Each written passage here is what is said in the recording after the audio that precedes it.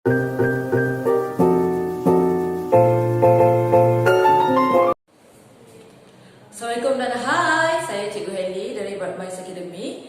Hari ini seperti yang dijanjikan, Cikgu akan kongsikan satu bab daripada silibus 3x5 iaitu gerakan. Okey, hari ini Cikgu akan revise secara general the whole topic. So sebelum tu Cikgu harapkan agar pelajar dapat berkongsikan ataupun mengongsikan sesi ini bersama kawan-kawan, share dan juga jangan lupa untuk komen di bawah, say hi pada cikgu ke, or maybe pelajar ada soalan yang ingin ditanyakan berkenaan dengan topik sebelum ni, ataupun ada soalan yang ditanyakan tentang topik hari ini, ataupun ada soalan ataupun request daripada pelajar. So jangan segan-segan, sila komen di bawah.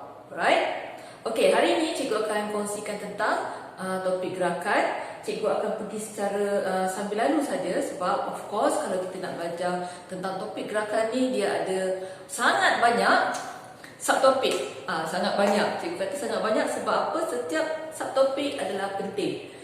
So kita perlu ingat definisi, kita kena ingat formula, and then kita kena faham prinsip and so on. Jadi kalau cikgu cover semua tu dalam satu sesi saja mungkin tidak mencukupi. Jadi untuk bulan April ni cikgu akan cover step by step. Maksudnya hari ni cikgu akan cover secara general, highlight yang mana yang pelajar perlu tahu. Untuk minggu depan cikgu akan cover tentang formula. Okey, bersama dengan contoh soalan, dan minggu seterusnya juga bersama dengan soalan. Okey, cikgu rasa cara itu adalah lebih senang supaya pelajar terus faham dan juga terus nampak apa soalan yang selalu ditanyakan. Okey? Boleh? Okey, jangan lupa untuk kongsikan, share dengan kawan. Mungkin kawan tak sempat tengok sesi hari kali ini. Okey? Share and comment. Alright, so boleh kita mula? Okey, dalam topik gerakan yang pertama sekali, pelajar perlu tahu subtopik yang pertama adalah tentang apa? Kenderaan darat. Okey, pertama sekali topiknya adalah tentang kenderaan darat. Okey, boleh nampak? Bisa cikgu? Okey, sebelum tu cikgu terlupa. Mungkin boleh komenkan di bawah sama ada audio cikgu clear ke tak, or kamera cikgu clear ke tak. Kalau tak clear, mungkin boleh komen di bawah. Okey? Audio okey? Kamera okey?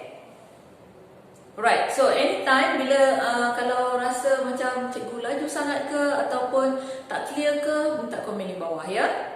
Alright, so kita pergi kepada subtopik yang pertama iaitu kenderaan darat. Okey, dalam kenderaan darat ni apa yang pelajar tahu? Of course, kenderaan darat ada dua jenis. Yang utama, satu adalah berenjin dan satu lagi tidak berenjin. Okey, kalau yang tidak berenjin tu of course lah soalan yang sering ditanyakan ataupun yang sering disentuh adalah berkenaan dengan basikal. Okey, jadi yang famous adalah basikal. So pelajar perlu tahu macam mana basikal itu boleh berfungsi. Jadi kalau kita tengok prinsip operasi kenderaan tidak berenjin. Okey, yang pertama tadi adalah operasi.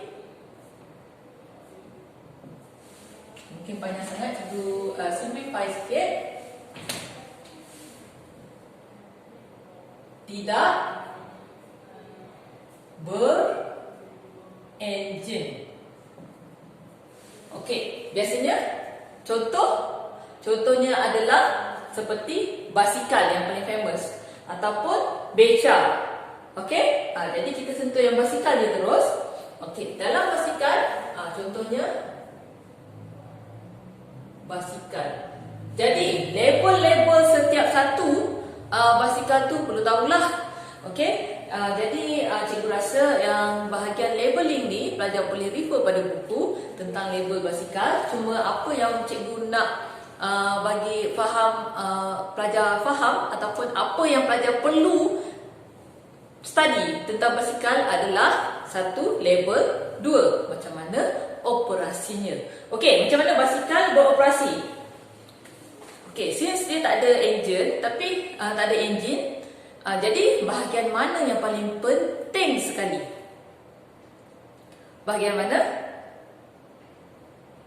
Of course, di bahagian gegancu. Okey, sambil cikgu terangkan ni, pelajar boleh refer pada buku masing-masing, buku teks ke ataupun reference book. Okey, boleh tengok yang pertama sekali bahagian yang penting adalah gegancu. Gegancu tu di bahagian kita kayuh kayuh dan juga injak.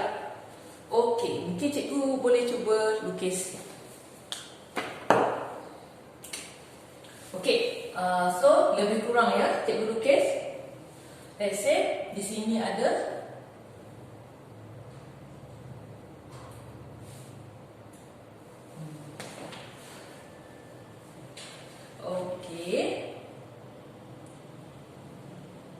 Okey, lebih kurang ya, tak berapa nak bulat. Okey. And then ada bahagian yang kecil sedikit. Of course, di bahagian gegancu ni dia ada apa? Dia ada ni lah. Bahagian yang paling penting sekali ni. Alright. Okey, dah macam buah durian cikgu lukis. Okey, cikgu buat okey, lebih kurang ya. Okey, pelajar boleh refer pada buku masing-masing.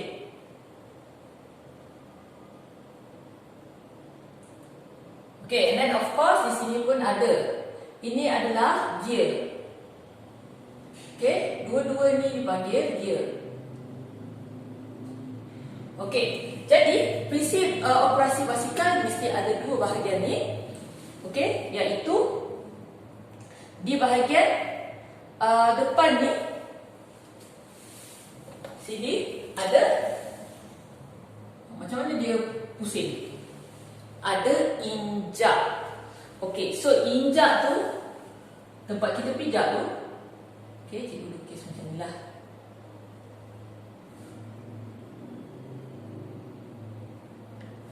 Okey, jadi of course dia ada lagi satu di bahagian belakang.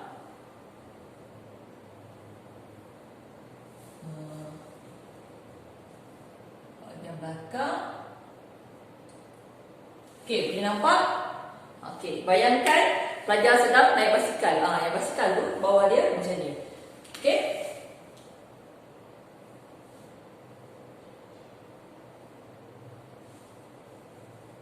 Okey. And then sama juga di sini ada alright. So, bahagian ini adalah bahagian gegancu.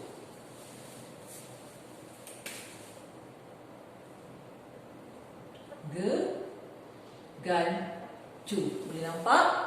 Alright. So, bahagian yang kita pijak tu dipanggil injak. Betul? Okey, and then apa yang penting? Macam mana nak sambungkan bahagian ini dengan bahagian ini? Of course, ada rantai besi. Okey, rantai besi cikgu lukis warna lain lah.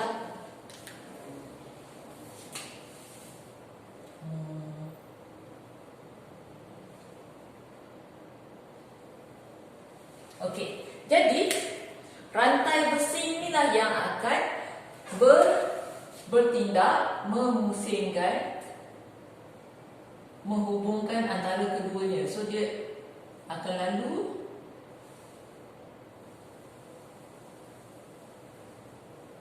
right? Macam ni. Okay, sort of. Okay, boleh? Alright, jadi ini adalah bahagian rantai besi.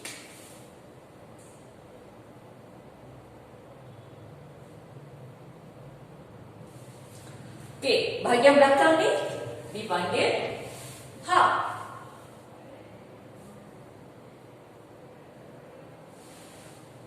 Alright, jadi keempat-empat bahagian ini adalah bahagian yang penting untuk basikal. Jadi, what happened?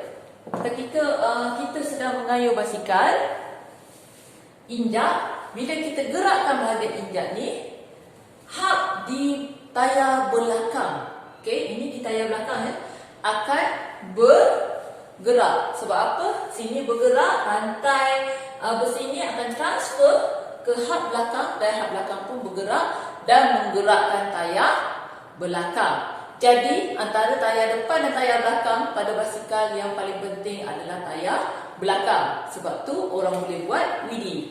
Wheelie macam mana? Angkat tayar depan, belakang bila kayuh, belakang masih boleh jalan. Okey? So itulah sebabnya. Jadi bahagian label ni senang saja, tapi prinsip operasinya bagaimana kita nak tulis? Okey, prinsip operasinya senang saja, dia ada 4 poin. Yang pertama, operasi ya.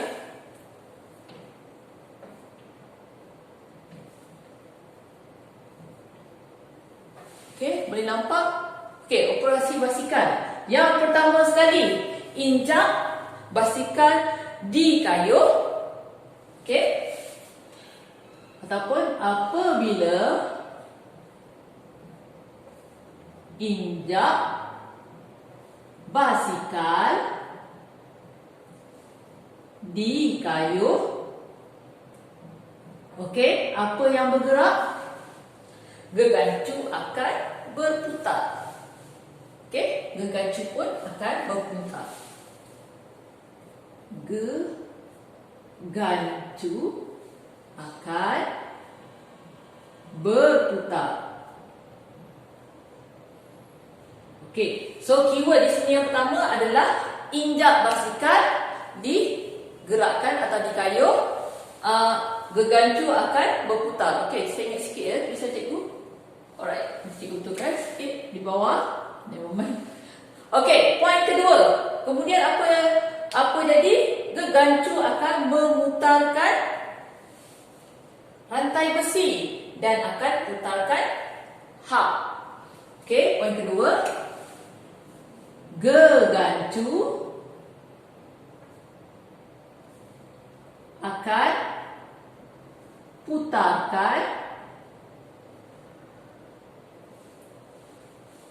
ataupun gerakkan rantai besi.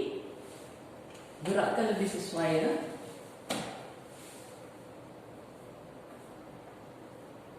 Gerakkan rantai besi. And then what happened? Dan memusingkan atau memutarkan hub.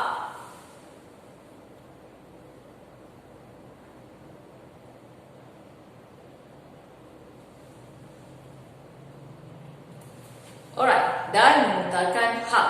Okey, poin ketiga. Okey, kemudian hub berputar dan putarkan roda belakang. Hub berputar dan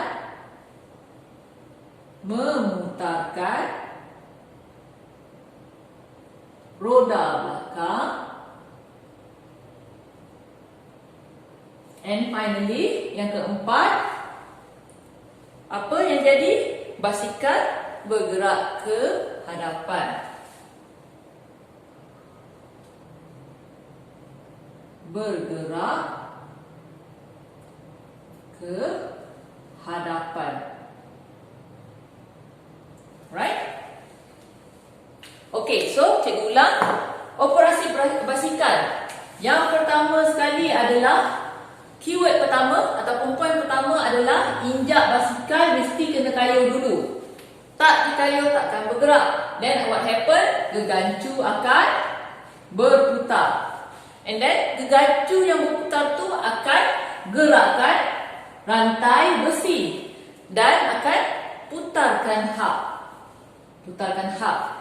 Okey, putarkan hub and then hub akan putarkan roda belakang. Dan finally, barulah basikal bergerak ke hadapan. Okey, ini adalah poin-poin. Just in case pelajar ditanya bagaimanakah operasi basikal. Jadi, mesti letak dalam bentuk ni. Okey, cikgu sangat sarankan seperti dalam sesi-sesi yang sebelum ni, sekiranya pelajar menerangkan tentang sesuatu yang memerlukan pelajar, contoh markah macam 3 ke 4 ke, cikgu sangat sarankan setiap satu poin satu ayat. Supaya pelajar sendiri pun boleh nampak poin tersebut. Okey? Boleh? Okey, nampak ya? Okey, ingat? Label and then step. Ada 4 poin. Alright, so itu adalah basikal. Contoh kenderaan di darat. Yang kedua, kenderaan di darat yang tak berenjin adalah basikal. Okey, yang kedua adalah kenderaan berenjin. Okey, boleh cikgu padam? Okey, cikgu padam ya. Okey, selain tu sambil-sambil cikgu padam ni boleh komen di bawah. Mungkin ada nak tanya ke soalan, boleh komen di bawah ya. Dan ingat share pada kawan-kawan yang belum lagi join sesi ni. Okey?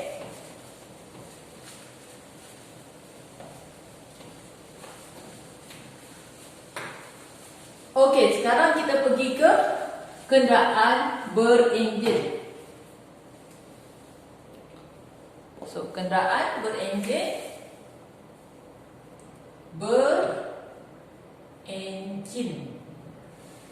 Okey, berenjin. Okey, so kenderaan berenjin ni ada berapa jenis? Nah, cuba tulis komen kat bawah. Okey, ada berapa jenis kenderaan berenjin?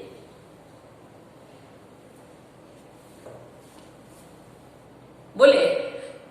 Okey, so yang pertama adalah yang pertama sekali adalah kenderaan berenjin petrol. Okey? Petrol. Yang kedua adalah diesel. Okey. Dan pecahannya lagi, petrol ada 2 jenis. 2 lejang dan 4 lejang. Dan finally diesel terus 4 lejang. Okey? Jadi untuk subtopik ini biasanya pelajar akan akan ditanyakan tentang apakah perbezaan antara enjin petrol dan enjin diesel.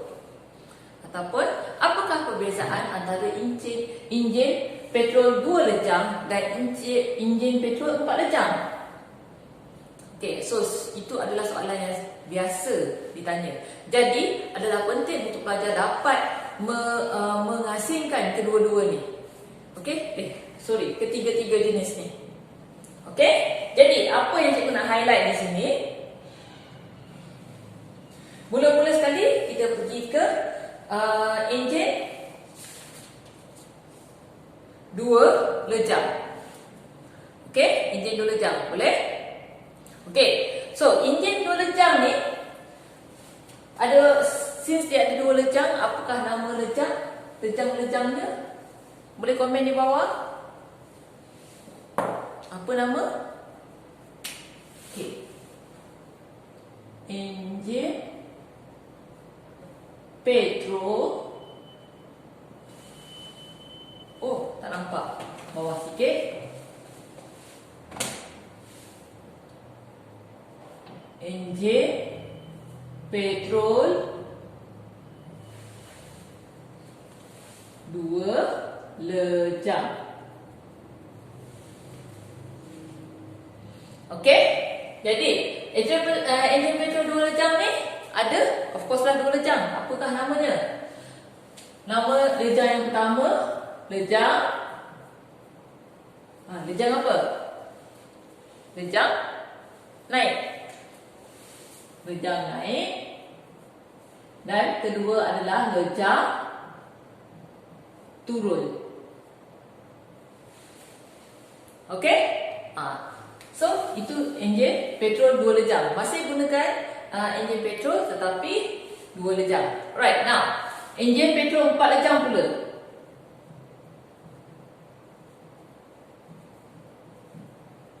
Apakah nama lejang-lejangnya? Yang pertama sekali, kalau nak hafal, baik hafal ikut flow. Flow petrol masuk di mana, enjin di mana. Itu maksud cikgu ya. Jadi, kalau 4 lejang, pertama sekali adalah lejang pengambilan. Okey? Pengambilan. Kedua, lepas ambil, apa dia buat? Ambil mampat. Lejang mampatan. Kemudian ketiga, lejang dah mampat, apa buat? Dah mampat, pergi ke kuasa. Lejang kuasa. Dan yang keempat adalah lejang exhaust.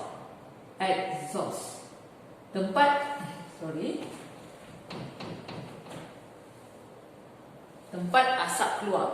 Okey. So, kalau cikgu pergi satu-satu tentang jenis-jenis enjin ni, kita akan ambil masa lebih kurang 1 jam, 1 ke 2 jam. Okey, bahagian ini saja. Jadi, cikgu takkan pergi in detail, tapi cikgu nak highlight apakah perbezaan lejang 2 lejang dengan 4 lejang. Pertama sekali adalah of course 2 lejang tak ada yang ini. Betul tak? Okey, yang 2 lejang tak ada yang ini. Dia cuma ada, namanya ini naik, ini term dia lain. Okey, kenapa? Lejang naik dan lejang turun ni, yang 2 lejang ni, dia lebih refer pada pergerakan ombak. Tetapi untuk enjin petrol 4 lejang tak refer pada ombak. Of course, ombak tu ada yang bahagian yang naik. Contoh macam ambilan, mula-mula dia turun dulu, and then mampat naik, and then nak dapatkan kuasa turun balik, dah terbakar, and then dia nak push keluar, kan? So naik turun. Okay. Tapi nama petrol 2 lejang ni cuma dinyatakan based on kedudukan ombak. Okay. Bila lejang naik, of course ombak di atas. Bila lejang turun, ombak di bawah. Okey, dapat? Okey, so ini kita dah tahu dah kedudukan ombak dia. Ni ombak naik, turun. Tapi di sini, ingat flow. Macam mana ingat flow? Apabila menerima bahan api, baru terima, kita nak ambil, kita mesti besarkan ruang ni, betul? So enjin ombak akan ke bawah untuk besarkan ruang. Bila ke bawah, and then dia nak mampatkan supaya pembakaran berlaku. So mampat, enjin ombak akan ke atas. Mampat, pembakaran berlaku, kita nak bagi maksimumkan kuasa, of course ombak bagi ruang balik, turun bawah. Bagi ruang supaya pembakaran berlaku. Dah pembakaran berlaku, nak keluarkan semua hasil-hasil pembakaran tadi, tolak balik pergi ke exhaust. So tolak ke atas balik. Okay, so itu adalah kedudukan ombak. So kalau ingat macam tu, barulah ingat macam mana pergerakan ombak setiap satu. Okay, boleh?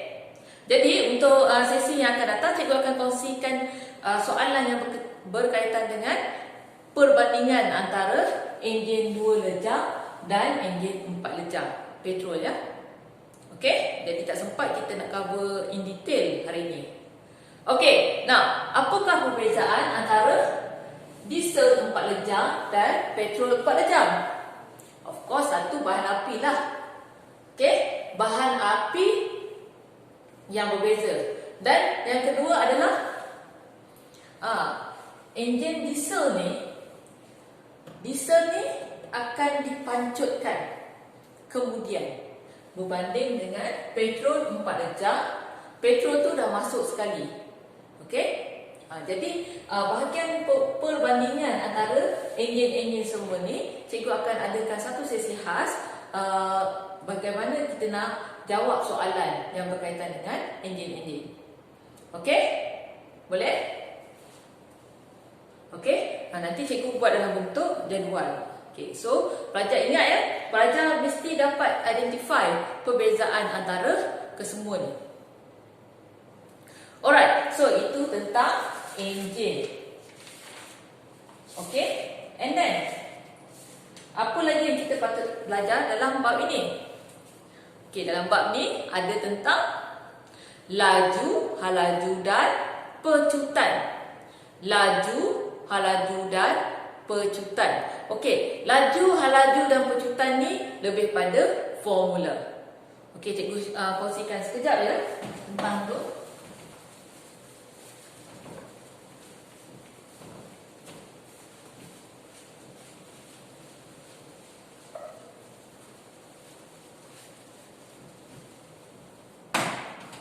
Okey, dalam laju, halaju dan pecutan,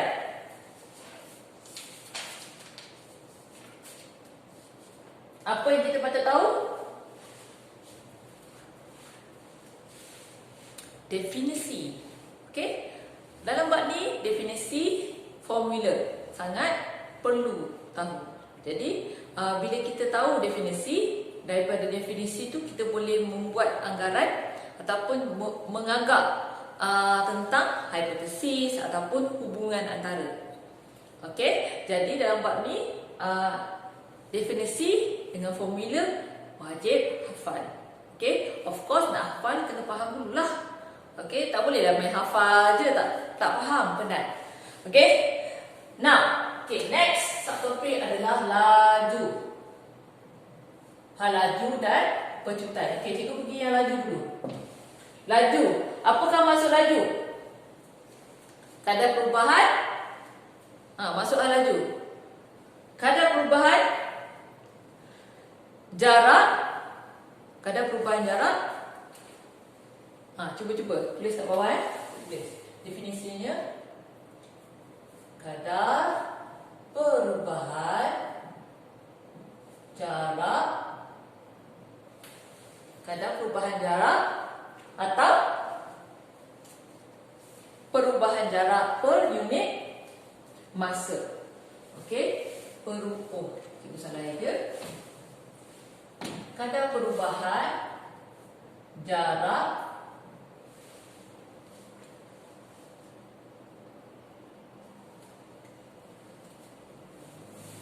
per unit masa. Formulanya adalah laju. Unit dia apa? Unit laju meter per saat.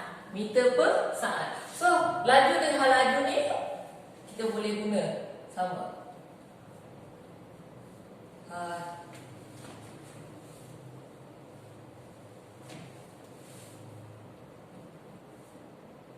Meter per saat. Okey? Meter per saat. Lepas tu, apa formulanya? Jarak bahagi masa. Jarak per masa. Okey? Jadi, itulah datangnya meter dan datangnya saat. Okey? Boleh? Okey? Ni meter per saat. Ingat? Meter sama je, maksudnya meter per saat. Bila kita bawa ke atas, dia jadi tolak 1. Kalau saat kuasa 2, dia akan jadi meter per saat kuasa 2. Okey? Boleh ya? So far so good? Okey? Tentang formula, ingat, kena hafal. Okey, macam mana kita nak solve problem tentang ni? Senang saja. Asalkan kita tahu formula, kita cuma perlu masukkan saja. Okey, biasanya soalan ni soalan di kertas 1. Okey, di mana sama ada dia mungkin tanya tentang laju ataupun hal laju. So, mesti jarak dengan masa dah ada. Okey, ataupun mungkin tanya tentang jarak. Jadi, hal laju ataupun laju dan masa telah diberikan, dah ada. Okey, dan sama juga. Kalau tanya tentang masa, maksudnya dua informasi telah diberikan. Jadi, untuk formula-formula yang jenis ini, yang macam ni, semua yang formula-formula macam ni, biasanya informasi telah diberikan, pelajar perlu tahu masukkan sahaja. Okey, of course kena faham lah. Okey, senang saja. Jarak, masa. Okey, boleh ya? Nanti cikgu akan bagi minggu depan cikgu akan highlight kertas 1 Kertas 1 banyak tentang formula dan contoh-contoh soalan. Right? Minggu depan cikgu akan bagi part ni. Alright? Okey, cikgu nak tanya.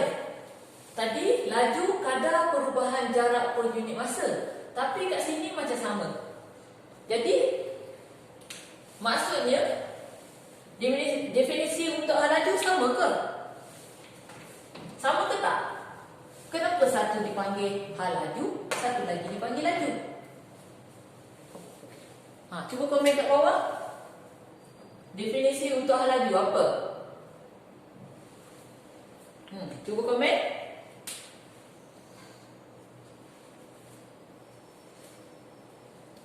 Okey, apa bezanya? Okey, mula-mula sama juga kadar perubahan jarak, tetapi ada tambah 1. Apa dia?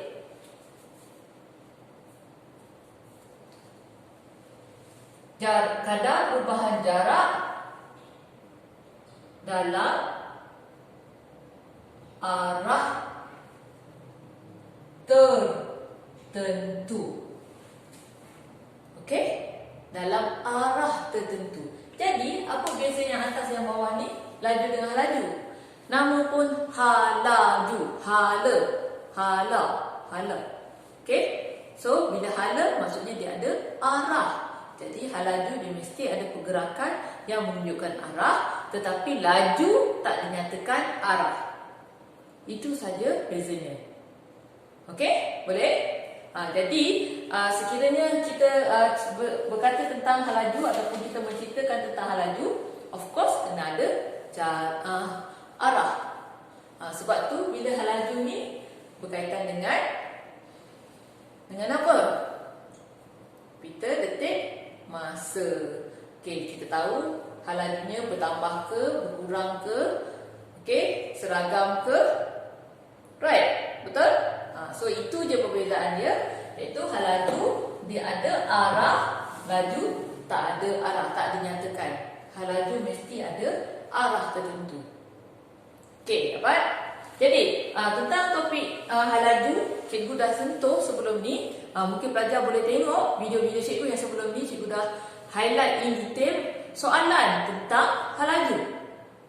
Okey, jadi tentang pita detik masa, cikgu dah highlight sebelum ni. Alright?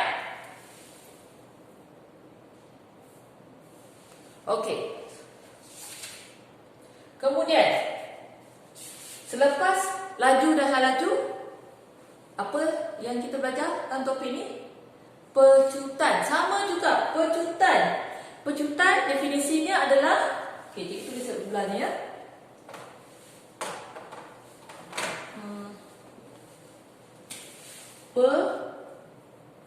Pecutan. Masya Allah tulisan. Pecutan. Okey, apa definisi pecutan? Boleh komen di bawah. Apakah definisi pecutan? Kadar perubahan apa? Kadar perubahan hal laju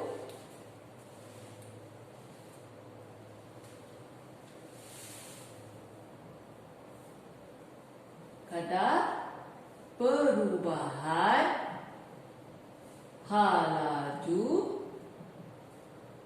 per unit masa. Jadi, dalam halaju, cikgu tertinggal per unit masa. Okey, dalam halaju dah ada masa. Tapi dalam pecutan ada lagi sekali masanya. Jadi, maksudnya kadar perubahan halaju yang dah sedia ada masa dalam tu per unit masa. Jadi, masanya ada 2 kali. So, unit dia jadi apa unit dia? Meter saat kuasa 2. Meter per saat kuasa 2, sorry. Meter per saat kuasa 2. Sebab apa? Ada 2 kali masanya. Okey? Jadi apakah formula? Pecutan sama dengan halaju ataupun perubahan halaju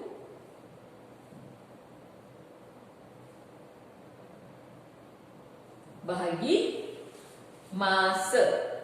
Okey, bila kita kata tentang perubahan halaju, maksudnya mestilah ada tolak. Halaju awal, halaju akhir. Jadi halaju awal ataupun halaju akhir tolak dengan halaju awal. Itu dipanggil perubahan. Ada sesuatu yang berubah.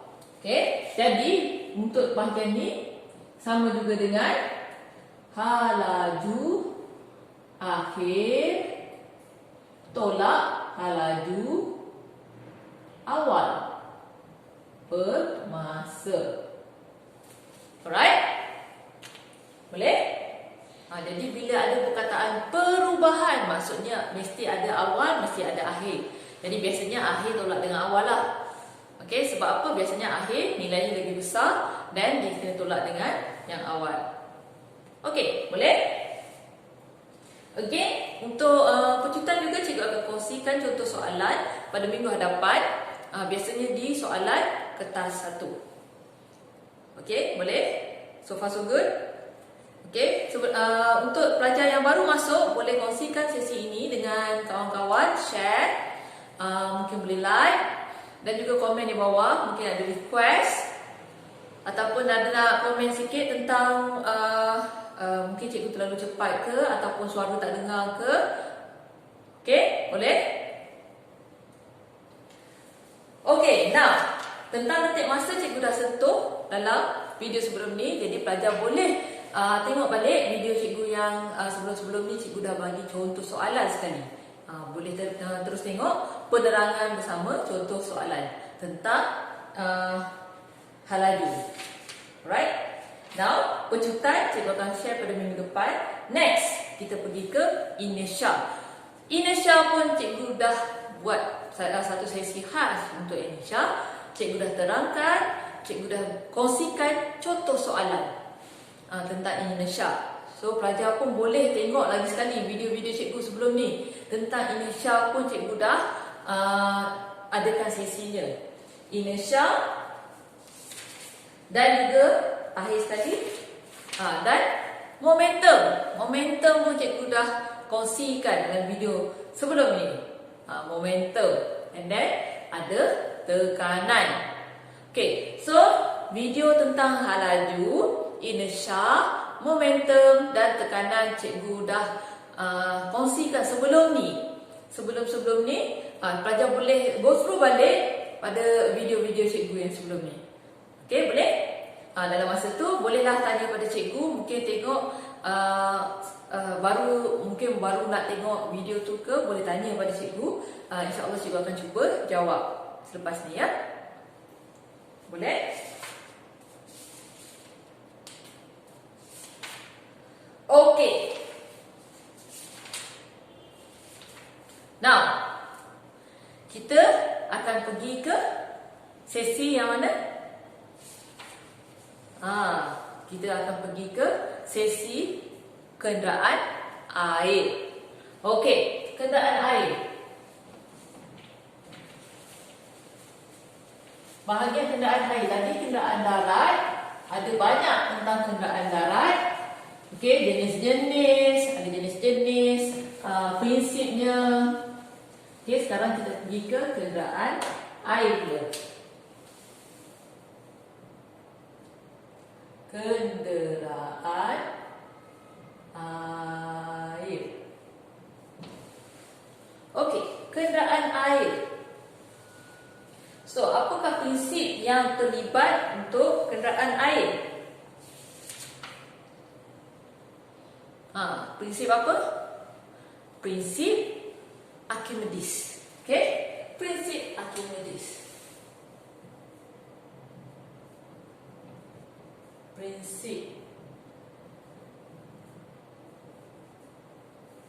Okey. Apakah itu prinsip Archimedes?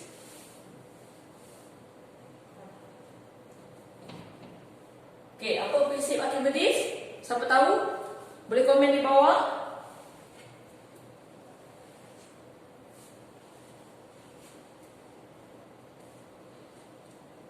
Boleh komen.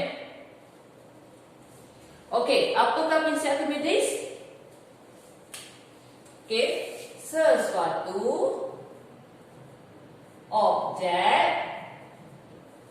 yang berada di mana? Sama ada cecair ataupun gas. Berada dalam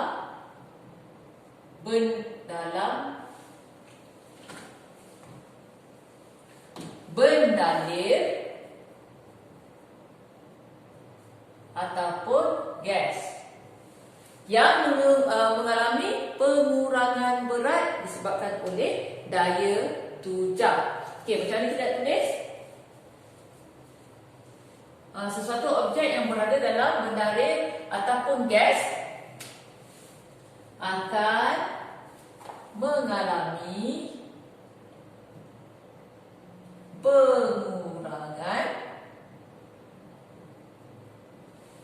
pengurangan berat. Disebabkan apa? Disebabkan oleh daya tujar. Okey, disebabkan oleh daya tujar yang bertindak ke atas arah objek tersebut. Okey, yang daya tujar. Okey. Macam mana? Contoh, cikgu ada. Okey, ini ada bekas. Okey, let's say di sini ada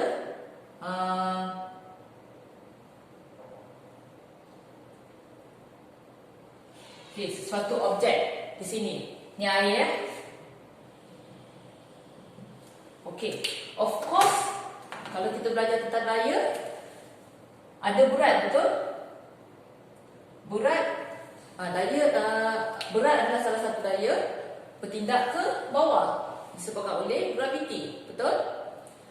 Jadi daya tujar adalah daya ke atas. So dia opposite dengan berat objek tadi. Okey, jika okey, faham tak? Kita ulang. Sesuatu tu boleh timbul apabila daya beratnya, okey, dan ada daya tujar. Jadi berat yang sepatutnya, contoh, for example sini adalah 20 kilogram. Tapi disebabkan ada daya tujar, dia jadi dalam 10 kilogram. Contoh, itu yang dipanggil pengurangan berat. Okey, macam mana?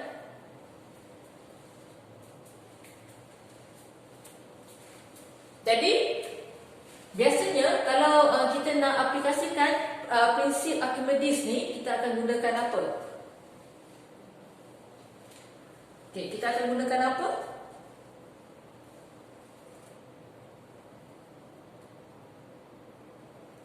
Gunakan apa? Gunakan apa? Senyap. Bila cikgu senyap, terus senyap. Okey, kita akan guna apa? Okey, kalau eksperimen dalam lab ataupun dalam makmal, kita akan gunakan tin Eureka, di mana jumlah air yang disesarkan itu sama dengan berat. Okey, berat objek tersebut. Boleh? Jadi, kembali pada yang ni. Andai kata berat adalah sama dengan daya tujah. Berat dengan daya tujah sama. Apa jadi pada objek ni? Rasa-rasanya dia tenggelam ke, dia terapung ke, separuh tenggelam ke, separuh terapung.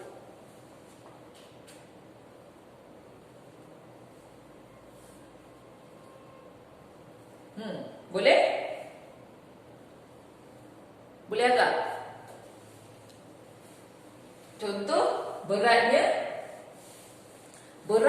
dengan beratnya 20 di sini. Daya tujah 10 juga. Rasa-rasanya objek tu terapung ke tenggelam? Cuba komen di ruang komen di bawah. Tu fikir-fikir, discuss dengan kawan. Sama ke tak sama? Terapung ke tak? Tenggelam ke tak? Okey, 1 minit.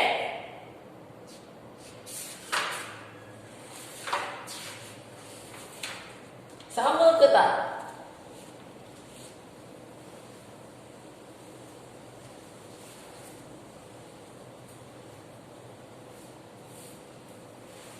Terapung, tenggelam, terapung, tenggelam. Okey, sambil tu boleh komen ya, sama ada cikgu punya suara clear ke tak?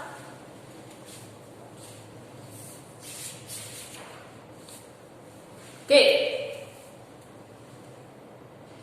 Mungkin cikgu akan tinggalkan soalan ni pada pelajar-pelajar. Jadi sesi yang akan datang cikgu akan beri jawapannya. Boleh? Jadi soalan cikgu kongsi dengan pelajar hari ini adalah, jika berat objek sama dengan daya tujah, adakah objek akan terapung ataupun tenggelam? Itu adalah soalan yang cikgu berikan. Cikgu akan berikan jawapannya pada sesi yang akan datang. Boleh? Okey, jadi untuk sesi yang akan datang, cikgu akan sambung topik seterusnya. Okey, masih di dalam bab gerakan, tapi berkenaan dengan lebih pada sentuh pada soalan-soalan. Okey, jadi untuk minggu depan, cikgu akan kongsikan tentang kertas 1, soalan-soalan daripada kertas 1, sambil kita revise balik tentang the whole bab. Okey, dan jangan lupa jawab soalan cikgu. Okey, sehingga kita bertemu lagi di lain masa. Assalamualaikum dan bye.